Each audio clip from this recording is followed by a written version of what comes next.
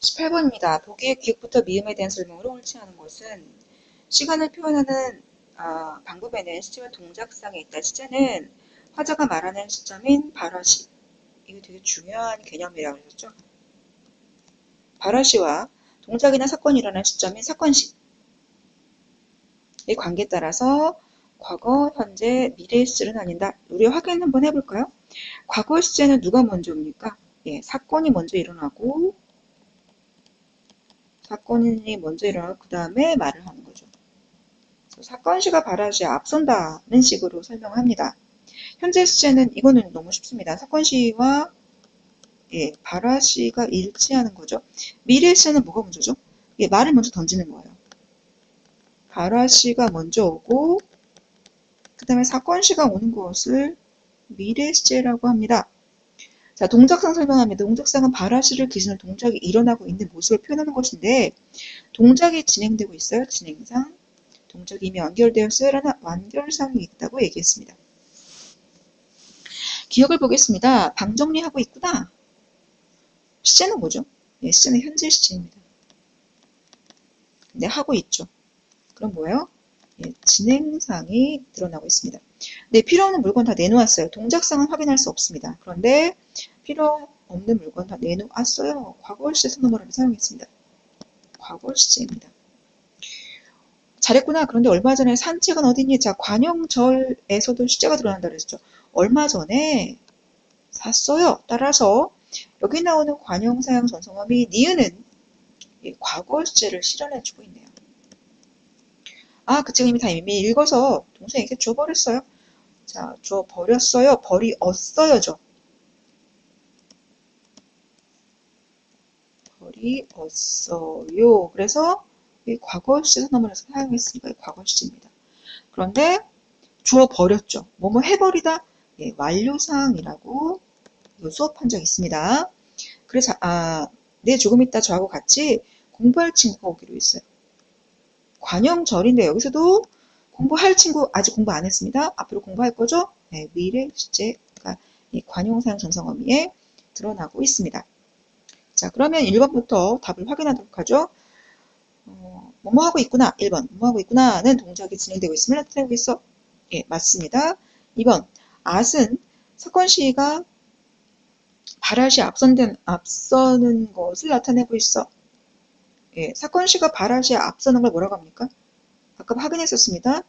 예, 사건 시가 발화시 앞서는 거 과거 시제라고 했었죠. 예, 맞는 얘기입니다. 선생님 여기 밑에 내리지 않겠습니다. 3번 디귿 니은은 발화시가 사건 시에 앞선다는 것을 발화시가 사건 시에 앞서요? 아니죠. 여기 나오는 니은은 과거 시제죠. 그럼 발화시가 사건 시에 앞서는 것이 아니라 뭐가 문제입니까? 사건 시가 발화시에 앞서는 거죠. 사건이 먼저고 그다음에 발화시 오는 겁니다. 답은 18번 답 3번이 틀린 얘기네요. 4번입니다. 뭐뭐 해버렸어요는 동작이 이미 완결된 거죠. 완결되어서 완료상이라고 해서 썼습니다. 그 다음에 미음의 5번 미음 리을은 발화시가 사건 시에 앞서요. 발화시가 사건 시에 앞서요. 그러니까 말을 먼저 하고 그 다음에 사건이 일어나는 거니까 미래 시제가 맞습니다. 그래서 여러분들 그 시제 설명할 때 사건 시와 발화시의 개념을 이용해서 설명하는데요. 이거를 무작정 외우려고 하지 말고 가만히 앉아서 생각을 좀 해보십시오. 단순히 외우면 이거 금방금방 잊어버리거든요. 당연히 하지. 나 어제 도서관에 갔어. 라는 건 사건은 이미 과거에 일어난 거죠. 사건이 먼저 일어나고 내가 지금 말을 하지 않습니까? 그래, 이러면 과거 시제야. 이런 식으로 해서 공부를 하는 것이 좀 오랫동안 여러분들 기억에 남을 수 있을 겁니다. 19번입니다. 보기를 참고하여 기억부터 리을에 대해 탐구한 결과로 적절하지 않은 것은 문장은 동작이나 행위를 누가 하냐에 따라 능동문과 피동문을 나뉜다. 주어가 동작을 제 힘으로 하는 문장을 능동이라고 하고 다른 주체의 동작이 이루어지거나 영향을 받는 문장을 피동이라고 한다. 1번 기억의 피동문은 능동문에 비해 주어의 동작성이 잘 드러나지 않는다. 기억의 피동문은 눈이 덮었고요. 피동에서는 세상이 덮였죠. 그래서 이 주어는 동작하지 않습니다. 얘는 동작을 당하는 거니까요. 당연합니다. 이게 피동이라는 거죠. 2번 기억과 니은은 모두 능동문의 주어가 피동문에서 부사로 나타난다. 볼까요?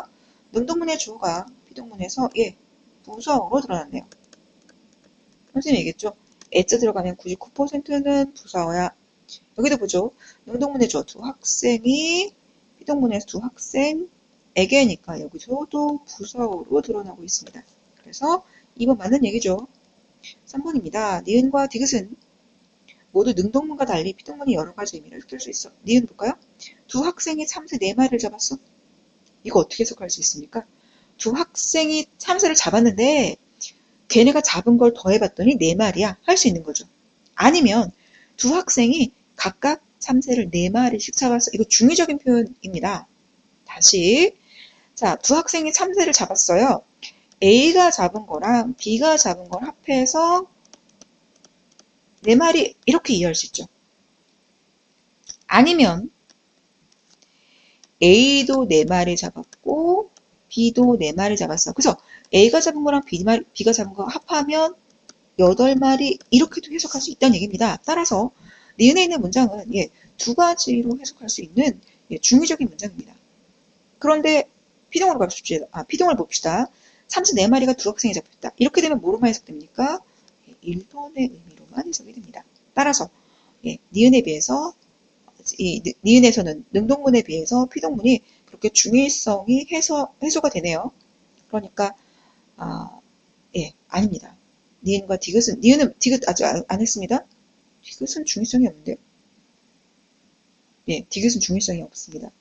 그래서 니은은 뒤집으면 돼요. 능동문과 달리 아니죠. 피동문과 달리 능동문이 뒤집으면 말이 됩니다. 그러면 맞는 얘기입니다. 속설이라는 거 3번입니다. 디귿은 자동사를 피동사로 만들 수 없음을 보여준 사례이다. 자동사는 뭐죠?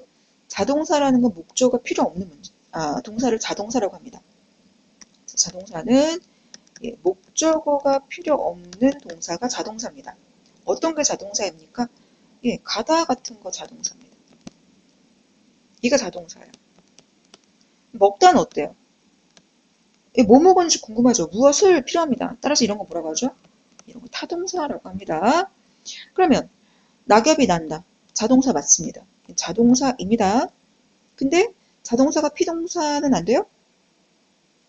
자동사를 피동사로 만들 수 있음을 보여주는 거죠. 날린다. 이 피동사죠. 학생들이 피동사가 뭐예요? 물어보는데요. 피동파상 정미사 포함된 게 바로 피동사입니다. 피동사죠? 맞습니다. 그 다음에 5번. 리을은 피동문에 대응한 능동문을 상정할 수 없는 경우가 있음을 보여줘요. 오늘은 날씨가 갑자기 풀렸어요. 날씨가 풀렸어요. 풀리다.